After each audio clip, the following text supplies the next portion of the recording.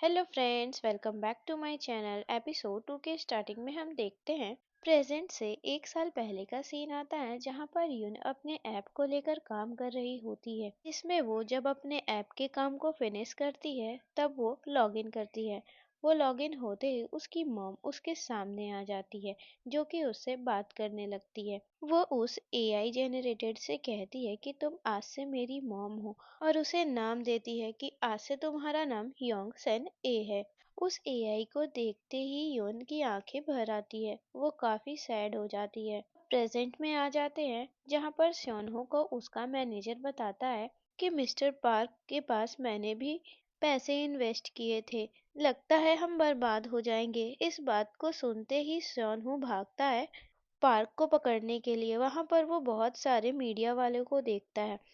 वो पार्क को पकड़ने की कोशिश तो करता है पर पार्क भाग जाता है। तभी उसकी नज़र यून पे पड़ती है जो कि उसे परेशान नजर आती है। फिर वो उसे बचा लेता है। श्योनहो उसे अपने बैग पे पिक करके कंपनी के अंदर जाता है और सिक्योरिटी से कहता है कि एम्बुलेंस को कॉल करो, यहाँ इमरजेंसी है। तभी वहां पर सल आती है और उन लोगों से कहती है कि इसकी कोई ज़रूरत नहीं, और वो उसे अंदर ले जाकर यून के कमरे में ले जाकर लेटा देती है। अंदर कमरे में सन श्योनहो से कहती है कि इस बात के बारे में तुम किसी को मत बताना, ये बात लीक नहीं होनी चाहिए।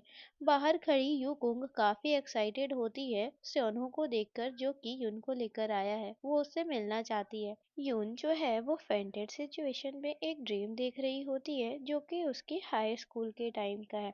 वो अपने मॉम को किसी से बातें करते सुनती है। फिर उसकी मॉम उसे आकर बताती है कि मैं हॉस्पिटल जा रही हूँ तुम्हारे डैड से मिलने के लिए, और उससे ये भी कहती है कि मैं जब वापस आऊंगी तो तुम्हें कुछ ऐसा बताऊंगी जिसे सुनकर तुम हैप्पी हो जाओगी। वो घर पर अकेली होती है तभी उसके फोन पर हॉस्पिटल से कॉल आता है कि उसके डैड की हालत बहुत खराब है।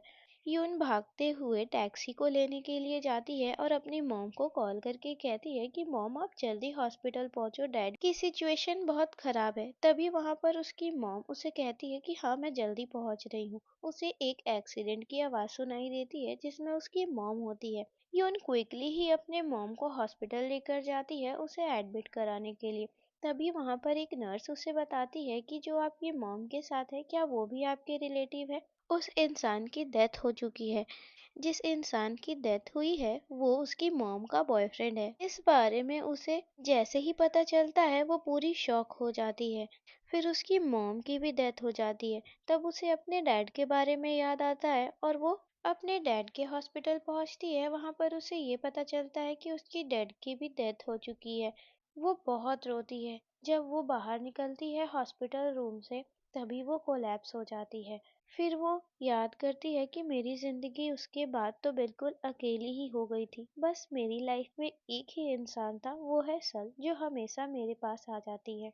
अब उसे प्रेजेंट में फिर से होश आता है और अपने सामने वो सल को पाती है और वो उससे पूछती है कि क्या हुआ था। तो वो बताती है कि श्योनहो ने तुम्हें बचा लिया। श्योनहो बाहर एम्प्लॉयज के साथ बैठा हुआ होता है। एम्प्लॉयज उसे कॉफी भी ऑफर करते हैं जिसे वो उन लोगों के सामने पीने में हिचकिचाता है।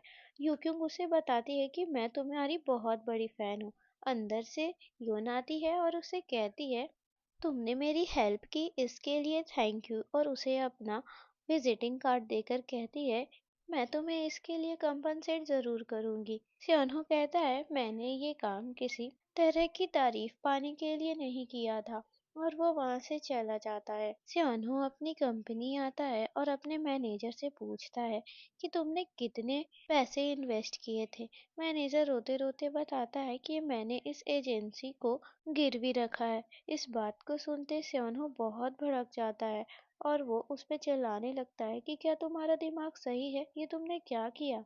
यून जो है वो अपनी कंपनी में बैठ के न्यूज़ को देख रही होती है। तभी उसमें वो एक फेक न्यूज़ देखती है जिसमें लोगों ने यून और स्योनहो के बारे में बताया है कि वो लोग डेटिंग कर रहे हैं। उसके दिमाग में एक आइडिया आता है और बाहर आकर वो यूकुंग से कहती है कि तुम इस र्यूमर को कंफर्म कर दो। सारे एम्प्लॉयज इस बात से शॉक हो जाते हैं कि ये यून के दिमाग में क्या चल रहा है। यून अपने एम्प्लॉयज के साथ मीटिंग कर रही होती है और उन्हें ऑर्डर देती है कि तुम लोग पार्क पे नजर रखो कि वो कहाँ है और इस डेटिंग रूमर को रियल न्यूज बनाने की कोशिश करते रहो। मीडिया वाले स्योनहो को काफी परेशान करते हैं उसके डेटिंग रूमर के बारे में। इस बात से परेशान होकर स्यानो यून की कंपनी में आता है पर उसे अंदर नहीं जाने दिया जाता। रिसेप्शनिस्ट कॉल करके यून को बताती है कि अभी स्यानो आया था पर हमने अंदर नहीं आने दिया जैसा आपने कहा था। नाइट में यून सल को लेकर ड्रिंक करने के लिए बाहर जाती है। वो लोग ड्रिंक करते हुए बातें करते हैं। सल उससे पूछने की कोशिश करती है कि तुम ये सब क्यों कर रही हो। यून उसे बताती है कि तुम्हें पता है उसका ब्रेकअप हाल ही में हुआ है। सल कहती है तुम्हें कैसे पता, क्या तुम्हें उसमें इंटरेस्ट आ गया है, क्या तुम उसे पसंद करती हो। यून कहती है तुम्हें तो पता ही है कि मुझे ये सब रिलेशनशिप समझ नहीं आती और बताती है कि हमें तो बस इस र्यूमर का फायदा उठाना है जिससे हमें लॉस ना हो। इस बात से परेशान शोनो अपने मैनेजर के साथ बैठा हुआ होता है। मैनेजर उसे बताता है कि ये औरत बिल्कुल पागल है, ये करना क्या चाहती है हमें कुछ समझ नहीं आ रहा। तभी मैनेजर के कॉल पर एआई गर्लफ्रेंड का कॉल आता है। वो उसे उठाने वाला होता है पर श्योनो उसके हाथ से फोन को लेकर नीचे रोड पर पटक देता है और चिल्लाने लगता है इस ऐप का तो मैं छोड़ूंगा नहीं, ये कितनी बकवास चीज है। यून अपने घर जाती है और एआई जनरेटेड मॉम से बात करती है और अपने बिजनेस के बारे में बताती है और उसे श्योनो के बारे में बताते हुए ये बताती है कि आपको पता है मॉम, आज मैं पहली बार कोलैप्स्ड नहीं हुई, मुझे बहुत कुछ याद है। इस बात से उसकी मॉम बताती है तुम जिस इंसान के साथ थी शायद तुम उसकी वजह से ठीक हो सकती हो, मुझे तो ऐसा ही लग रहा है। ये कितनी खुशी की बात है ना। नेक्स्ट डे जब स्योनो अपनी कंपनी में जाता है तो वहाँ पर लोन शार्क वाले मनी रिकवरी के लिए आए हुए होते हैं, जिस बात से मैनेजर बहुत परेशान है और वो स्योनो से बोलता है कि मैंने जिस बैंक से लोन लिया था उन्होंने ये पैसे रिकवर करने के लिए लोगों को भेजा है, ये लोग देखो कितने डरावने लग रहे हैं। स्यानो उन लोगों से बात करने की कोशिश करता है पर कोई नहीं मानता। उन दोनों में से एक इंसान बोलता है कि इस कॉन्ट्रैक्ट में लिखा हुआ है कि अगर तुम लोगों ने पैसे नहीं चुकाए तो हम लोग तुम्हारे ऑर्गन्स बेचकर पैसे वसूल सकते हैं।